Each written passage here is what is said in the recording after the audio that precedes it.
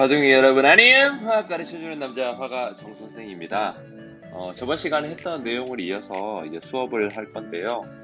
선생님이 아무리 찾아도 여러분들 이제 개그가 없어요. 너무 슬프다. 선생님이 오늘 출근해서 여러분들 오늘 시험 첫날이었거든요. 선생님이 계속해서 개그를 찾았는데 개그는 찾을 수 있어요. 근데 그에 마땅한 재미있는 그림이 없어서 선생님이 너무 오늘 실망하는, 그리고 지금 퇴근해서 영상을 찍고 있는데 너무 마음이 아픈 하루입니다. 여러분들의 도움이 절실하게 필요하니까 우리 같이 수업 한번 만들어 보도록 하겠습니다. 너무 슬프지만 오늘은 개그 없이 빨리 수업을 하고 마무리하도록 하겠습니다. 혹시 이게 더 괜찮다고 하면 커뮤니티나 공지사항에다가, 게시판이군요. 커뮤니티나 게시판에 선생님 그냥 개그 없이 수업을 일찍 끝내주는 게 좋은 것 같습니다 라고 말하면 그런 의견들 적극적으로 수용하도록 하겠습니다. 여러분들 이 강의를 들을 때쯤이면 시험이 다 끝나고 여러분들 지금 홀가분한 마음에 또는 후회되는 마음에 수업을 듣고 있겠지만 선생님은 끝까지 여러분들이 시험을 정말 잘 볼 수 있도록 끝까지 돕도록 하겠습니다. 그럼 본격적으로 수업 나가보도록 하겠습니다. 저번 시간에 이어서 이제 반응 전후 전체 분자수의 변화를 살펴보기 위해서는 반응 전후 전체 분자수의 변화는 반응 전의 개수의 합인 A 플러스 B와 그리고 생성물의 개수의 합인 C 플러스 D의 합을 비교를 해야 되는데, A 플러스 B, 즉 반응물과 C 플러스 D, 생성물의 개수의 합이 같다는 것은 반응 전후의 전체 분자수가 일정하다는 뜻이고요. 반응 전후의 부피도 개수 B는 뭐랑 같았어? 부피 B랑 같기 때문에 반응 전후의 부피도 일정하다는 뜻이 될 수 있겠죠. 그러면 이제 세 번째, 개수합과 부피합이 같은 경향인 이유는, 그렇지, 방금 선생님 설명했듯이 개수 B와 부피 B가 같기 때문입니다. 반응 전과 후의 질량은 항상 일정하죠. 왜? 질량 보존 법칙에 의해서. 질량 보존 법칙 다시 한번 복습하면 반응 전과 반응 후의 질량의 합이 일정하다. 반응 전과 반응 후의 질량의 합이 일정하기 위해서는 뭐가 같아야 되죠? 그렇죠. 원자 수가 같아야 되죠. 두 번째, 이제 개수의 합이 반응물이 생성물보다 더 큰 경우에요. 그럴 경우 같은 경우는 우리 개수가 줄어들었기 때문에 반응 전후의 전체 분자수는 반응 후에 감소하겠죠. 그러면 부피도 당연히 개수비랑 부피비랑 같으니까 감소하고, 하지만 질량은 어때? 질량 보존 법칙에 의해서 일정하다는 것 꼭 기억해 주시기 바랍니다. 그러면 반대로 이번에는 생성물의 개수의 합이 반응물의 개수의 합보다 클 때는 반응 전후의 분자수를 비교해보면 반응 후의 분자수가 증가하겠죠. 그럼 반응 전후의 전체 부피도 반응 후에 증가하고요. 반응 전후의 전체 질량은 역시 질량 보존 법칙에 의해서 일정하게 되겠죠. 질량이 일정한 이유는 선생님이 아까 정답 썼듯이 질량 보존 법칙이 성립하기 때문입니다. 그래서 반응 전후에 뭐가 유지된다고 했었지? 그렇지, 여러분들 너무 잘하고 있네. 원자 수가 유지된다고 했었습니다. 그럼 다음으로 넘어가서 우리 방금 배운 내용을 역시 예시로 적용을 한번 해봐야겠죠. 메테인이 산소랑 반응해서 이산화탄소와 물이 생성되는 첫 번째 반응입니다. 반응 전후의 전체 분자수는 반응 전에는 몇 개야? 그렇지. 1 플러스 2니까 3개. 반응 후에도 1 플러스 2니까 3개. 어때 지금? 그렇죠. 일정하죠. 두 번째, 하나의 질소 분자와 3개의 수소 분자가 합쳐져서 2개의 암모니아 분자를 형성할 때는 반응 전에는, 그렇지, 1 플러스 3이니까 4개, 반응 후에는 2개니까 반응 전후의 전체 분자 수는 감소하고 있고요. 마지막으로 지금 과산화수소수가 분해되는 반응입니다. 반응 전에는 그렇지. 여러분들 잘 알고 있듯이 두 개, 반응 후엔 2 플러스 1이니까 세 개. 오히려 이번에 전체 분자수는 증가했네요. 이렇게 볼 수 있겠습니다. 그러면 우리 암모니아가 생성되는 반응에서 이번에는 질소기체가 56g, 그리고 수소기체가 3g을 넣고 반응시켰을 때 양적 관계에 대해서 한번 살펴보도록 하겠습니다. 먼저 질소기체 56g의 질량을 주어졌기 때문에 몰수를 계산해 보면 문제에서 물어보는 56을 질소의 분자량 몇이죠? 질소의 원자량. 선생님이 따로 주어지지 않았기 때문에 여러분들 이럴 때는 적용해서 풀어야겠지. 항상 암기를 해야 되는 것은 아니지만 어떤 친구가 좋은 질문을 해주었던 것처럼 질소의 분자량이나 원자량을 알고 있으면 항상 화학 같은 경우는 하나의 풀이 방법으로만 풀 수 있는 게 아니라 다양한 접근으로, 수학처럼 다양한 접근으로 풀 수 있기 때문에 여러분들 그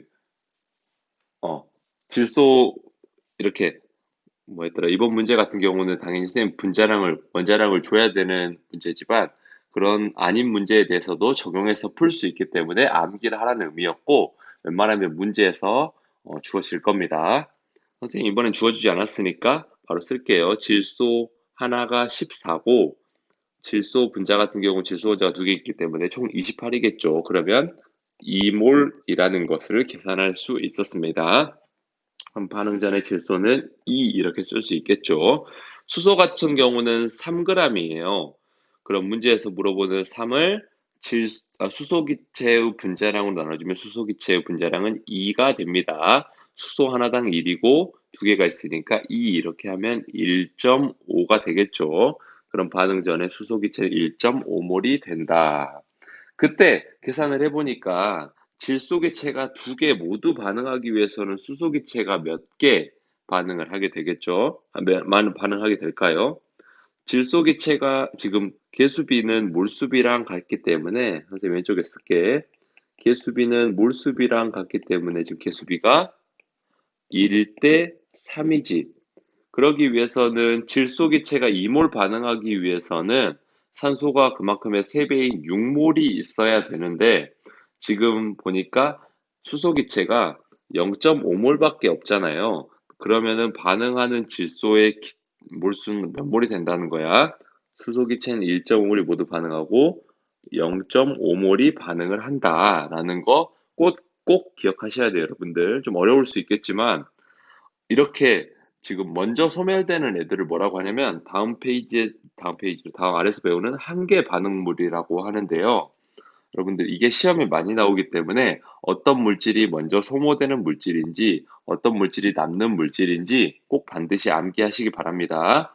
그럼 1대 3대 개수비 보니까 2로 반응을 할 때 지금 수소기체는 모두 반응하는 1.5몰 반응했지만 그리고 질소기체 같은 경우는 0.5몰 반응했으면 1대 3대 2로 반응을 할 때 그때 생성된 암모니아는 몇 몰일까요? 그렇지. 0.5몰일 때가 0.5몰 감소할 때가 1이었으니까 개수비가 2에 해당되는 때는 그렇지. 1몰이 생성이 됐겠죠. 그 1몰이 생성됐다는 거 플러스 1로 쓸게. 그럼 반응 후에는 질소 기체 같은 경우는 1.5몰이 남아 있고 수소 기체는 모두 반응했으니까 없고요. 없으니까 선생님이 이렇게 짝대기 끌게. 또는 0이라고 쓸 수 있습니다. 그리고 암모니아 같은 경우는 여러분들 그렇지 플러스 1몰이 된다. 즉 반응 전 전체 분자수의 수는 지금 보니까 원래 3.5몰이죠. 왜 3.5몰이냐면 질소기체 2몰 그리고 수소기체 1.5몰 합쳐서 0.5몰이 되는 거고요. 그래서 반응 후에 전체 분자수는 어때? 2.5몰이 되겠지. 왜? 반응하고 반응 후 남은 질소기체 몇 몰? 1.5몰. 그리고 암모니아 1몰 합쳐져서 2.5몰이 되는 거예요. 즉 반응 전에는 전체 분자수가 3.5몰이었고 반응 후에는 2.5몰이기 때문에 전체 분자수는 1몰 감소했다. 이렇게 구할 수 있습니다. 조금 어려울 수 있겠지만 마지막 한계 반응물이라는 부분에서 똑같은 부분이니까 복습하면서 풀어보고 문항도 함께 풀어보도록 하겠습니다. 한계 반응물이라는 건 뭐냐면 아까 위에 살펴봤던 암모니아 화학 반응식에서 수소와 같은 기체로 두 물질을 반응시켰을 때 가장 먼저 반응해서 사라지는 물질을 한계 반응물이라고 합니다. 어, 선생님 이거 화학 반응식 잘못 쓴 것 같은데? 이거 질소 음, 지금 수소기체랑 산소기체가 반응해서 물이 생성되는 반응에서 반응 용기와 넣었을 때 양적 반응을 선생님이 잘못 썼네요. 여러분 수정하였습니다. 어떤 내용이 수정되었냐면요. 똑같이 수소기체랑 산소기체가 반응해서 물이 생성되는 반응은 같고요. 여러분들 선생님 질소기체라고 썼는데 이 부분을 수소기체 4g 그리고 산소기체 32g으로 수정 부탁드립니다. 그럼 반응 전에는 문제에서 물어보는 4g을 분자량 수소기체 분자량이 2로 1 곱하기 2가 되겠죠. 수소 원자 두 개 있으니까 나누면 2몰이 되고요. 산소기체 같은 경우는 32g이기 때문에 문제에서 물어보는 32를 분자량 32, 즉 산소 원자 16, 원자량을 두 개 하면 32가 되겠죠. 즉 그래서 1몰을 이렇게 기재하였습니다.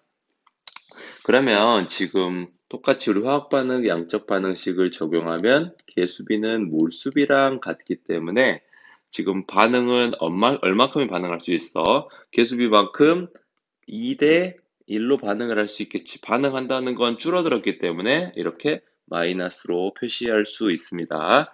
2대 1로 반응을 해서 생성되는 만큼은 계수비는 2대 1대 2니까 역시 물도 두 개가 생기겠죠. 그럼 반응 후에는 수소기체도 없고 산소기체도 없고 물만 두 개 생긴다. 또는 뭐 기체니까 수증기가 두 개 생긴다. 이렇게 구할 수 있었습니다.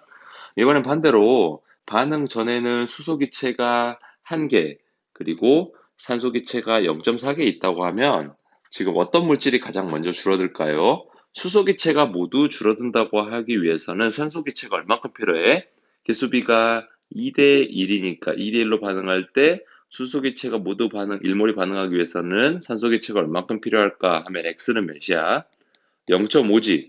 근데 지금 보니까 산소기체가 0.3몰밖에 없어요. 그러면은 한계 반응물은 산소기체가 될 수 있겠구나. 그러면서 산소기체는 마이너스 0.3몰이 반응하고 계수비가 2배인 수소기체 같은 경우는 마이너스 0.8몰만큼 줄어들구나. 이렇게 알 수 있고 지금 계수가 2배인 물 같은 경우는 0.8몰만큼 생길 수 있구나. 이렇게 알 수 있습니다. 그럼 반응 후에는 수소기체 같은 경우는 반응 전 1몰에서 0.8몰 뺀 0.2몰이 남아있을 수 있고요. 남아있으니까 플러스라고 쓸게. 그 다음에 산소기체 같은 경우는 다 반응했으니까 0 또는 뭐 짝대기로 쓰겠습니다. 0으로 쓰겠습니다. 반응 후에는 처음에 없다가 0.8몰 생겼으니까 수증기 같은 경우는 0.8몰 생길 수 있다. 이렇게 알 수 있었습니다. 그럼 부피로도 한번 연습을 해볼게. 그러기 위해서는 그렇지 여러분들 부피비는 몰수비랑 같다는 것을 적용시키면 되겠죠. 그럼 반응 전에는 지금 보니까 질소기체 같은 경우는 24리터 있었어요. 그러면 선생님이 0도씨, 25도씨 일기압에서 0도씨 1몰의 부피는 24리터라고 했으니까 질소기체 같은 경우는 1몰만큼 있다 이렇게 구할 수 있고 수소기체 같은 경우는 24의 3배인 72리터 있으니까 3몰만큼 있다 이렇게 구할 수 있겠습니다. 그럼 마침 계수비가 지금 몇 대 몇이야? 그렇죠. 1대 3이기 때문에 1대 3이니까 1몰이 반응을 할 때 총 3몰이 반응하기 때문에 모두 반응한다고 볼 수 있고 그래서 질소기체는 1몰이 반응하고 수소기체는 3몰이 반응하기 때문에 이때 생성되는 암모니아는 2몰만큼 생긴다 이렇게 알 수 있겠습니다. 그래서 반응 후에는 질소기체 같은 경우는 없고요. 수소기체도 없고 암모니아 같은 경우는 2몰 이렇게 생길 수 있다. 이렇게 정리할 수 있겠습니다. 여러분들, 선생님의 다음 페이지에 문제가 있는데 이 문제 부분은 여러분들 선생님 설명을 듣기보다는 여러분들이 한번 쭉 풀어보시고 선생님이 그 설명에 대한 해설을 써보도록 하겠습니다. 그러면은 설명을 써서 올리면 여러분들이 그 부분에 대해서 문항을 혼자 선생님 설명을 보고 풀어보시고 이해가 되지 않는 친구들이 많거나 아니면 이해가 되지 않는 친구들은 선생님 개별로 적으면 줌으로 직접 설명 또는 영상을 찍어서 공지사항에 올리도록 하겠습니다. 여러분들 그러니까 문제를 한번 스스로 풀어보시고 이해가 되지 않는 부분은 선생님 해설을 먼저 한번 보고 그래도 이해가 되지 않는 친구들은 줌을 요청하거나 아니면 그런 학생들이 많으면 영상을 찍어서 올리도록 하겠습니다. 그러면 이번 강의는 짧게 여기까지만 하도록 하고요. 시험 끝났으니까 여러분들 너무 길게 하지 않을게요. 오늘 수업은 여기까지 하도록 하고 오늘 수업도 너무 고생 많으셨습니다. 고생하셨습니다.